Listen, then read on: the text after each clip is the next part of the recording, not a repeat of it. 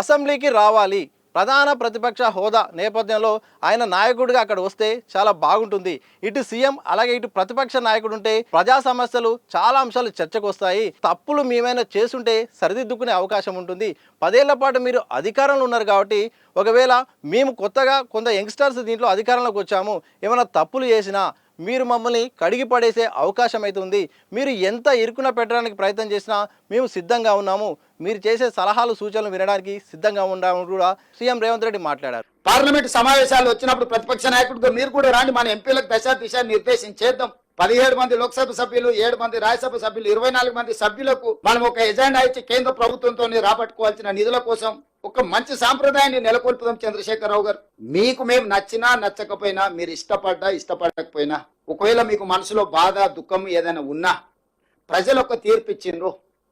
ఈ ప్రజాస్వామ్యంలో ప్రజా తీర్పే గొప్పది.